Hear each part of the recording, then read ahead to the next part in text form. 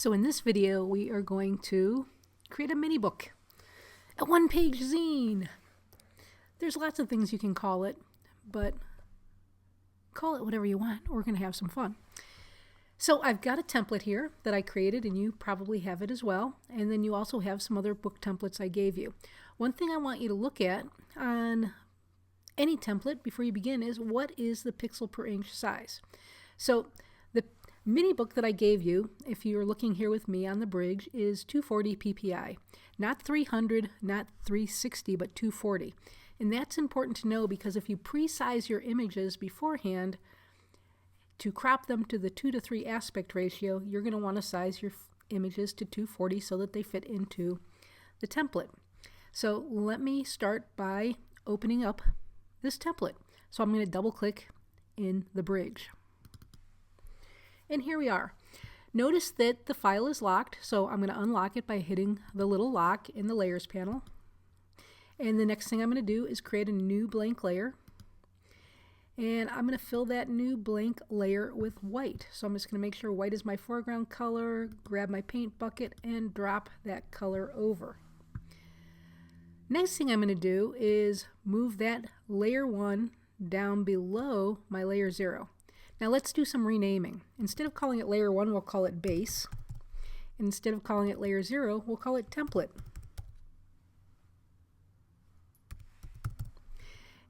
And on the template layer, let's change that blend mode from normal down to darken. That's also found in the layers panel. Now I'm ready to take a look at images. I did a quick little mock-up before I began just to show you a couple of things. So if I pre-cropped my images to a 2:3 aspect ratio, this is what the image is going to look like. Notice it's not going all the way to the bottom, not filling that little page. So if I did them all 2:3, I just have to do a little bit of extra trimming at the end. The other thing I want to look at is, I'm going to turn that one off, if I did a full-size image where I added a mask, then I can fill the whole image into that page and there's less trimming. So either way is a-okay. You just have to decide what you want to do. So that's the difference between sizing in advance and sizing after the fact. Let's go back over here to the mini book. So my front cover is upside down, so let's just change that by going up to Image, and we're going to go down to Image Rotation 180 clockwise. Now I can start with my front cover. I'm going to go over to my bridge and I'm going to grab my images. So it's in twin arrows. I'm going to start with the arrow and double click on it to open it. And notice it's a square image. 2:3 aspect ratio is not square, but that doesn't really matter because I'm going to use a layer mask. So I'm going to click and hold and drag that image over to my template. And I'm going to let go. I'm going to drag that template layer up above my layer 1. Now I can see where I want my page to be. So I'm going to click on my layer 4, which is the arrow. We can name it page 1 if we want. Makes things easier later. And I can do Command T on my keyboard. Notice my image is so big I can't grab my control, so I'm going to do Command minus. Now I can see everything I want to see. I can grab a corner. I'm just going to size it down here.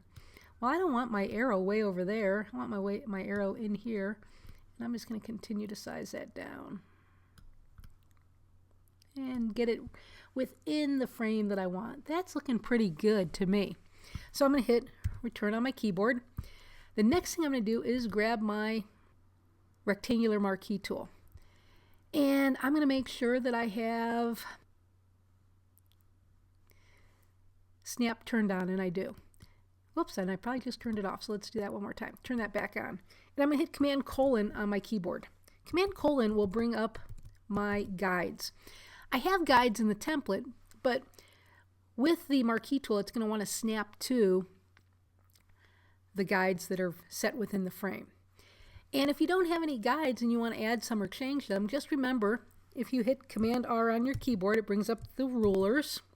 And if you have your rulers up, that was Command R, if you have your rulers up and you click in that space of the ruler in between the top and the bottom, you can drag down a new guide. I just drag down a guide. If I want to get rid of it, I have to go to the Move tool, and I can just click on here and see how it goes from a pointer to a grabber, and I just drag it away. So if I want to get rid of some guides, that's all we have to do. If I want to go from the side, I'm over here on the left-hand side in between the rulers. I just drag that out. There's a new guide. Want to get rid of it, just drag it away. Okay, so back to the rectangular marquee tool. And I'm going to come in here and I'm just going to draw out a marquee. I'm going to do a better job than what I just did. Drag out my marquee. It tried to jump to the size that I wanted. Looking good. And I'm going to come down to the bottom of the layers panel. 1, 2, 3, 4 from the left hand side. And I just added a layer mask. It's looking pretty good to begin with. So let's do that again. One of the things I like to do is have my template printed out, just a blank one, so I can kind of see what's happening in here. And I can see images 1 and 8 are definitely going to want to be single images. But I could do a spread that runs across 2, 3, 4, 5, and 6, and 7 when I'm looking at the book. So this kind of helps me decide how I want to place my images. So I'm going to do a spread that runs across 2 and 3 next. Back over to the bridge, and I'm going to grab the image that I want to do this spread with. And I think I'm going to do this image right here. So I'm going to open it up, double click on it. I'm going to come to the layers panel. I click right on the thumbnail portion, click and hold, and I'm holding it still, and I'm going to drag it over here to my template, let go, drag it down here into the image, and there we are. You can see this image is quite large. I'm going to do Command T again, and I'm going to size it down. Remember, I'm not going to hold on to the shift key or anything, because in this version of Photoshop, the newer versions, a couple of versions back, they changed the option from having to hold that to keep your aspect ratio. So that's looking pretty good to me, I think. Maybe I'll make it a little bit bigger. Something like that. I'll hit the return key. I grab that marquee tool again. It's already selected. I come down here and I draw out a new selection. And I hit the layer mask icon. Now I've dropped that in. What do I want to have for my layer 8? My background. I'm going to call this one page 2-3.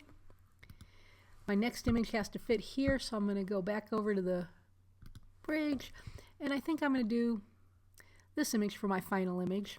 Double click on it, come down the layers panel, click, hold, and drag it over here, drop it in, Command T to size it. That was a big one.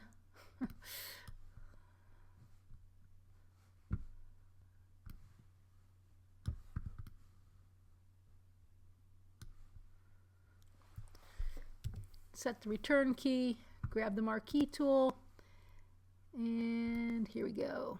Looking good. And then create that layer mask. Awesome. Let's flip the canvas again so we can add images 4, 5, 6, and 7. Layer, and image, and then image rotation, 180.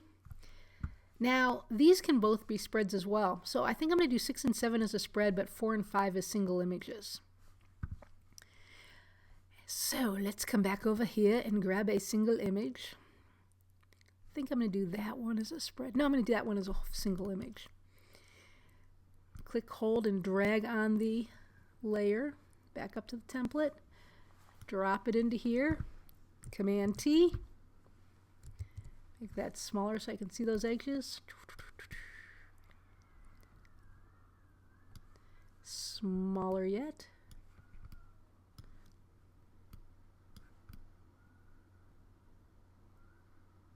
I accidentally grabbed the guide and didn't want to do that.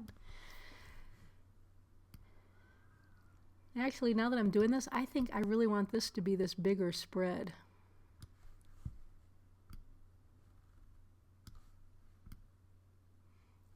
Something like that. Let's make this bigger.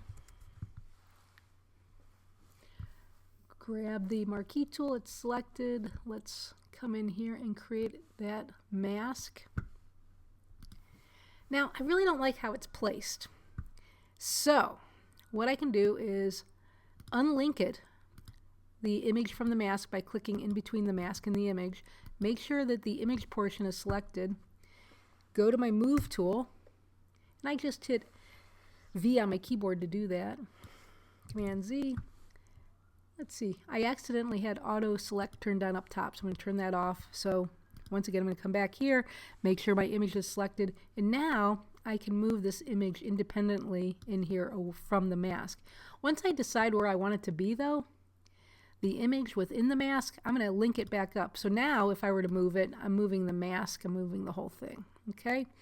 So just remember to link that back up when you're done.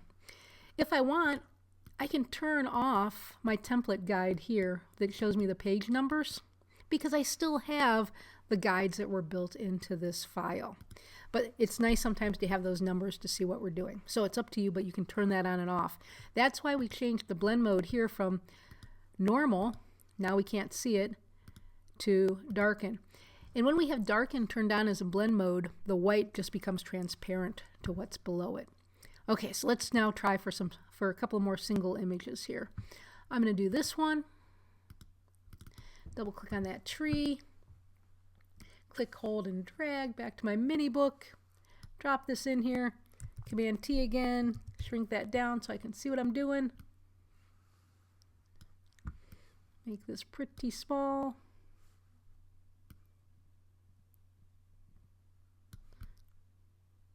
I still got room to go. Okay, I can get that whole tree in there.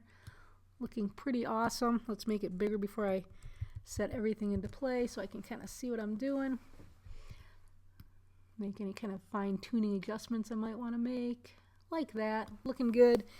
Hit return on the keyboard. Grab that rectangular marquee tool and let's do a mask. And we'll mask it.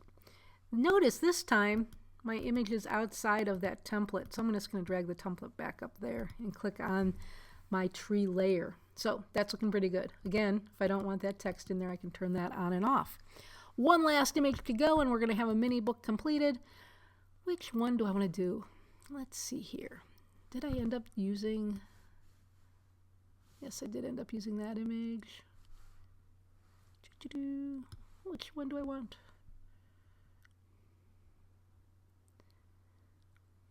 That's the image I want. Or this one. Let's do this one. Double click on it.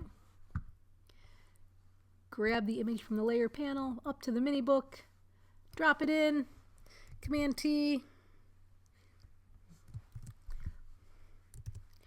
After a couple of Command M's, make it small, drag it back up in here. Make it bigger so we can kind of see what we're doing here.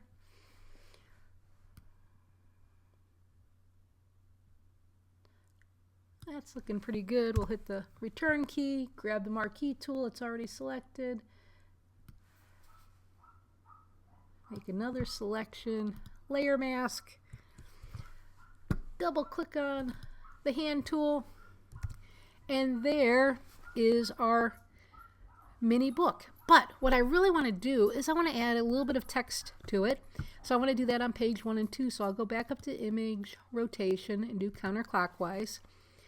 Whoops, Command Z. What did I want to choose? I wanted to do 180. There we go.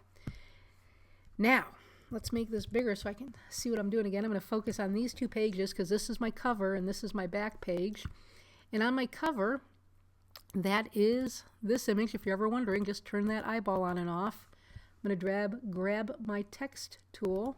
And I'm going to come in here and I'm going to type Twin Arrows, Arizona. Okay, so it's too big, not a big deal. Double click on it and we'll just resize it down to fit. Let's go with 12-point height. That looks pretty good. And it is white. Do we like the white? I'm going to place it here. I think I'm going to try a color. So I'm going to select the text. I'm going to come over here to my tool panel. I'm going to click on my foreground color. And I'm going to come over here and select an orange from my something similar, I guess reselected, and see if I like that better. Oh, that looks awesome. The other thing I want to do is come over here and make one more text layer. and that's going to hang out above this image. And I'm going to do the type tool again. I'm going to type in www.heatherprotes.com. So I want to have my website in here. Let's see. Move tool. Let's see if I'm aligned.